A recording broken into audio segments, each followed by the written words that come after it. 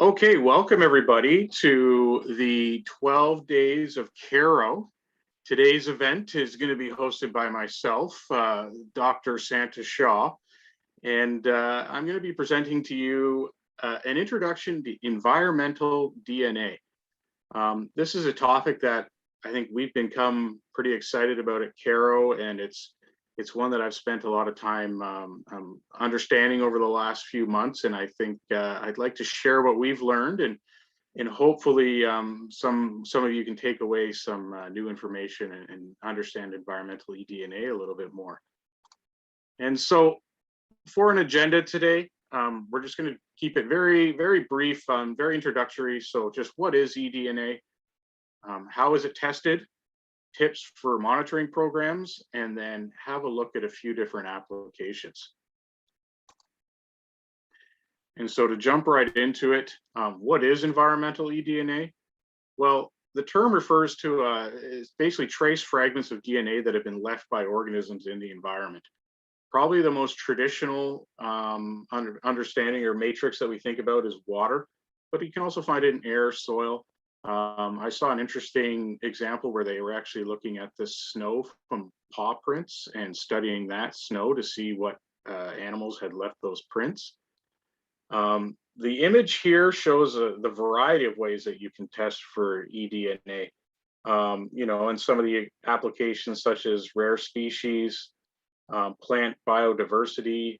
One of the interesting ones here is you can look at pollinators, such as bees, and you can get a picture of what agriculture is in the area that they've been visiting. So the scope is large, but I think in our industry, it pretty much is pertaining to water samples for now. And there's some interesting work going on with swabs and other ways to sort of capture the eDNA. And we think about eDNA probably three different types. First would be targeted. That's the most common. That's where you're looking at a single species. There's also semi-targeted, which is also, you may have heard the term metabarcoding. This is where you can take a sample and get a more broad scope of what species are in that environment. This is a little bit more complex and has another step involved in order to be able to do this. So it's more developing stage these days. And then finally, sort of the next level of this is quantification. And so is there a relationship between the amount of eDNA in the environment and the number of species that are present in that environment? I think this is sort of where we can think of it going for our industry, on the example of, doing species surveys, et cetera. You like to know how many are actually present. And when we think about eDNA, of course, there's always the pros and there's the cons. The pros, certainly non-invasive, right? So you don't have to impact the species in order to get some information about its presence. I think about the example of Pacific water shrew, where trapping can actually be quite detrimental to that animal. And so that's where something like eDNA can be really beneficial. You can also look at early detection of invasive species. Small amounts of that species in the environment can be captured by eDNA that might be missed in a traditional visual survey. But of course, there's also, some drawbacks. One would be you're not going to have that information about, the physical data, the length, the size of the animals, the condition, et cetera. And, another one is just, it takes a bit of experience to really interpret the data, more so if you have a negative result. I think a positive result is generally quite clear, but with a negative result, you might be asking, well, does that mean that it's not here, or we just didn't find it? And that's where understanding proper experimental design and getting some feedback on how to set that up is going to be really important. And at the bottom here, I've referenced this DFO guidance. I would encourage anyone who's looking to get introduced to eDNA and like a lot more detail to follow this link here. So the DFO put this together, recognizing that there is a bit of a need for standardization in this industry and advice on how to set up a program. So this is a wealth of information here. I'll also mention that on the same level, I know that the Standards Council of Canada is looking at preparing some standardization for this type of testing. So It is coming together as a recognized methodology, and I think now is the time to really get on the forefront of where this is going to head over the next few years. I've included this photo as well. Please don't panic. You don't need to wear that level of PPE when you're in the field. I just thought it was a good way to demonstrate that you do have to be cautious about contamination with other DNA, but traditionally water sampling would look a lot like you're used to. And just to quickly dive into how is it tested, I like this. So generally you're using a PCR. We've probably all heard the term PCR by now due to the pandemic. And I like this slide because it's a very easy visual of how the polymerase chain reaction works. And it's just a quick amplification of the DNA. And so what's so powerful about it is that it's just a very small amount of DNA you cycle through every time you're doubling the amount of DNA that you have in that sample. And by the time you get to cycle 30, you have a massive amount of DNA present. And so this just highlights how the PCR reaction works and how it benefits us for eDNA sampling as well. But on the other side, how is it tested? It's not that simple. It's not just, we submit a sample, the PCR does the rest of the work.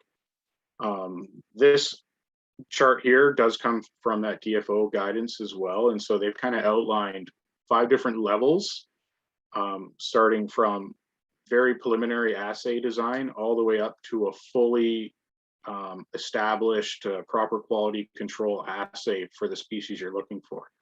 And so what I mean by assay is you need a specific kit that is designed to specifically target a species.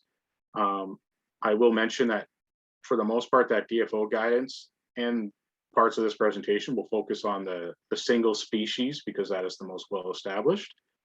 And so here, there's 3 levels that you kind of go through. It's that, on the computer, you're developing an assay based on the gene targets you're looking for. You're probably going to do some testing in the lab and then eventually get out to the field and confirm that your assay is working and passes all quality control. And so when you're working with someone, it is important to understand at what stage of the development the assay they have is. And depending on the species, you might find various levels are available. And then just really quickly, the how is it tested? This is just a quick snapshot of some of the equipment that you need. Most important is, of course, the PCR on the far right here. What's fascinating about this is it's a very simple instrument. For all the hoopla that we hear about in the news and everything else, it really is just this small air conditioning looking device. It heats up the samples and that's where your amplification takes place. So yeah, it's a really nice, don't need a whole lot of infrastructure to be able to run this. You just need to be able to handle things in a very clean environment, make sure contamination is not an issue. And so if you're planning an eDNA study, there's a few things that is recommended that should be considered. First would be, of course, what is the study objective? Are you looking to identify a particular species? Are you looking for invasive species where it might be in lower prevalence? Do you need to look at population estimates? And so we'll talk about that a little bit more in a future slide. On the sampling side, of course, it's what are you going to sample? Again, water would be the most common, but you can do soil, feces. You also want to think a lot about the location, quantity, and time of year that you're going to be sampling. Reason for this is what's the likelihood that you're going to find that species where you're looking, and that's going to help you interpret those results. Control samples are really important when it comes to eDNA. I know they're always important, and we certainly promote field blanks and rep kits. But when it comes to eDNA, you want to sort of double down on those simply because it will help identify any contamination issues. And then finally, collecting that metadata. So when we say that, we mean what's the conditions at the time? Water quality data, water flow. Flow rate can be really important when you're looking at eDNA to understand how quickly that eDNA might pass through a stream, et cetera.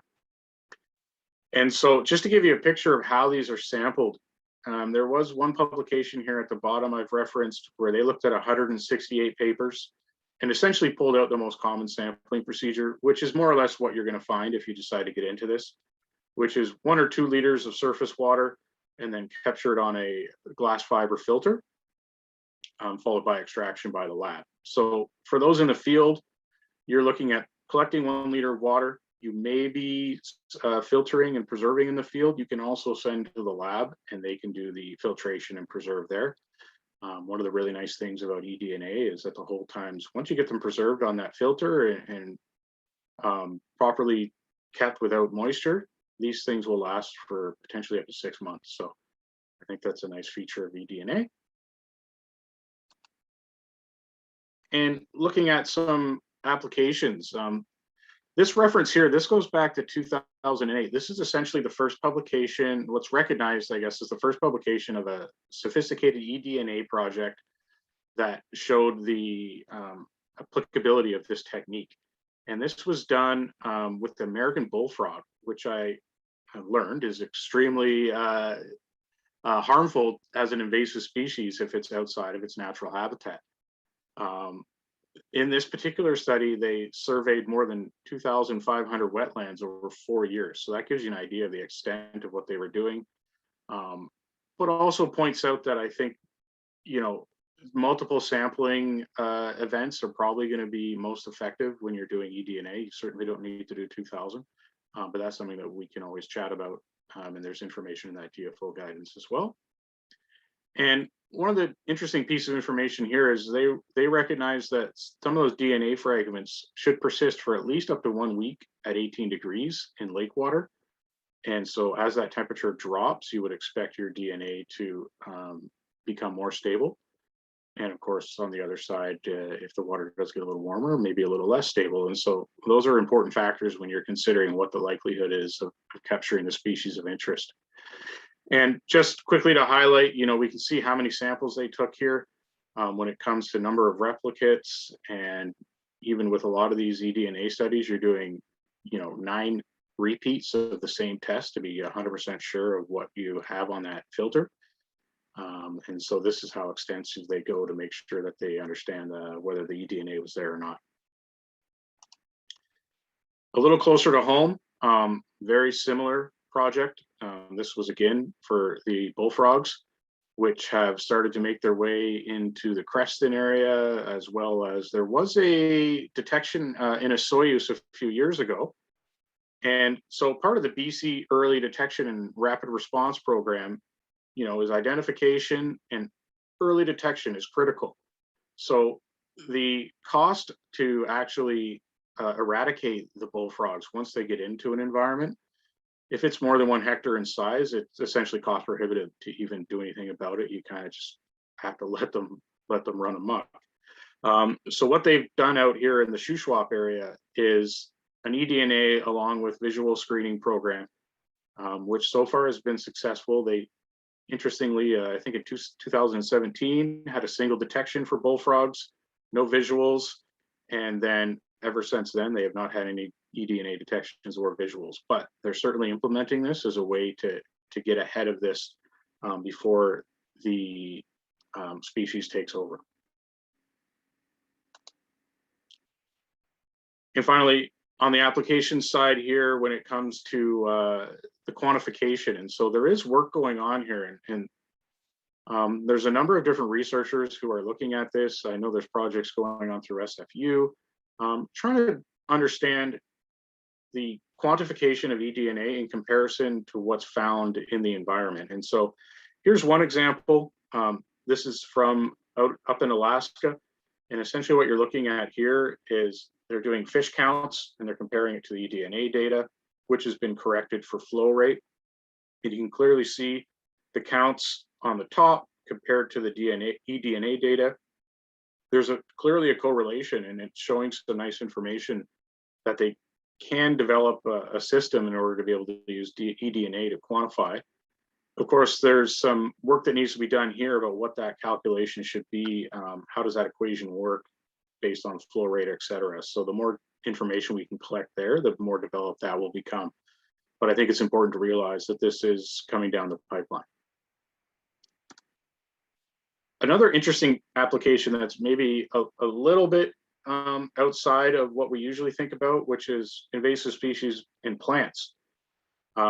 a couple things that come to mind. One would be clubroot. This is a significant impact, especially when you get into the prairies.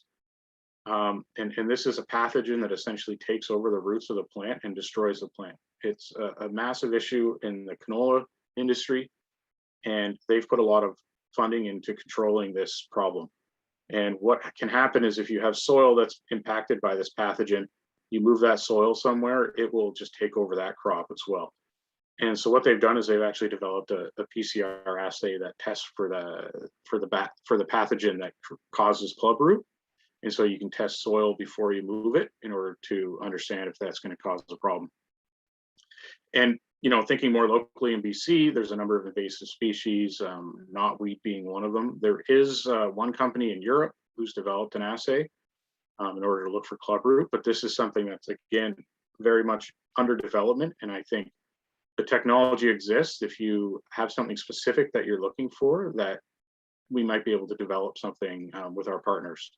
And so I would suggest reaching out if you have something that you would like a little bit more information on. And so that's everything for today on eDNA. Just very quick, how is this being used, and how do we take advantage of eDNA? Just special thanks here with Vicki and Jeffrey out of SFU. We've had a lot of conversations over the last few months, and they've done a little bit of work for us.